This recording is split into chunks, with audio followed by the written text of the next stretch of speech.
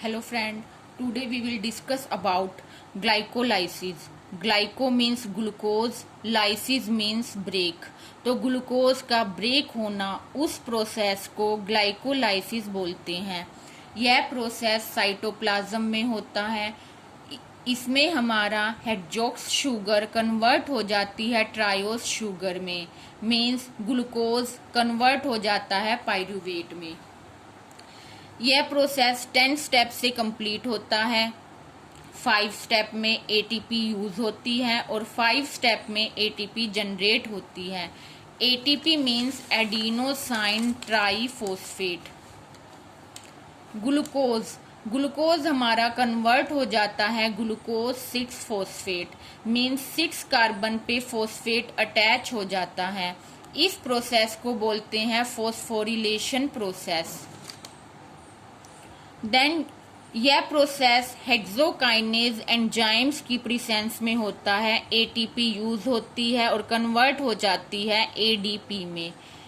Glucose 6 phosphate convert हो जाता है फ्रुक्टोज 6 फॉस्फेट में।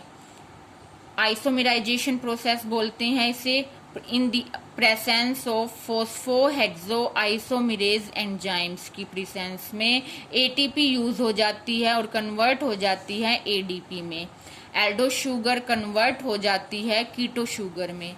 देन फ्रुक्टोज 6 फॉस्फेट कन्वर्ट हो जाता है इन the presence of hexokinase enzymes fructose 1,6 bisphosphate, means fructose 1,6 diphosphate में।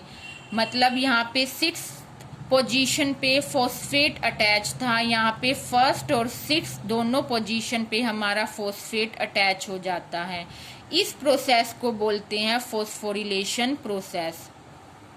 देन हमारा 4th स्टेप में क्लीवेज होता है।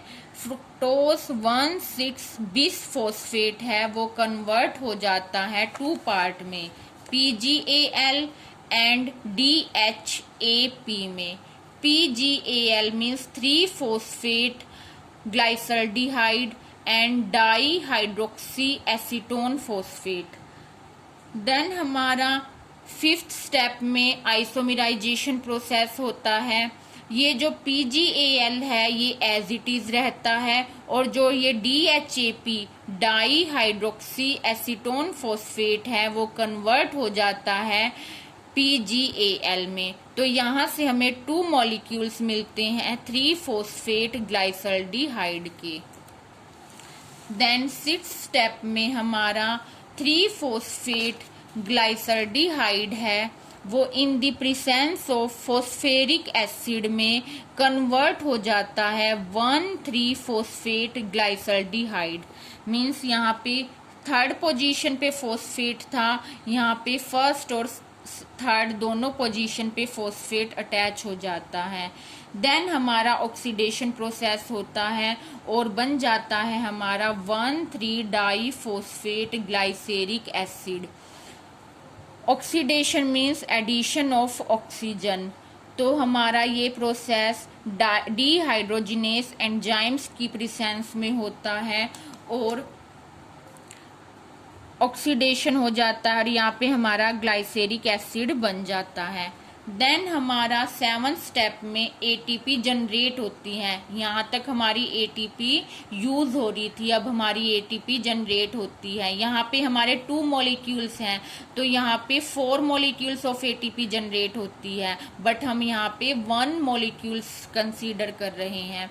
तो हमारे 7th स्टेप में 1,3 डाईफॉस्फेट ग्लाइसेरिक एसिड है वो कन्वर्ट हो जाता है 3 फॉस्फोग्लाइसेरिक एसिड में in the presence of phosphoglyceryl kinase enzymes. तो 2 ADP है वो कन्वर्ट हो जाती है 2 ATP में। तो यहाँ पे 4 मॉलिक्यूल्स ऑफ ATP हमारी जनरेट होते हैं।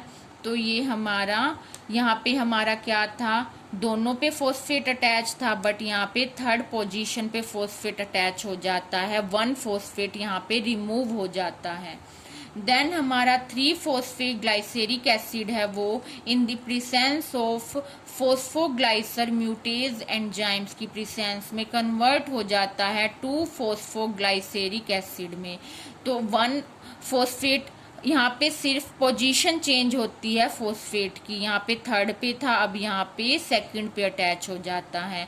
देन हमारा डिहाइड्रेशन होता है। Dehydration means water molecule remove होता है, OH यहाँ से रिमूव हो जाता है, H यहाँ से, तो हमारा बन जाता है two phosphoenol pyruvic acid in the enolase enzymes की प्रेजेंस में।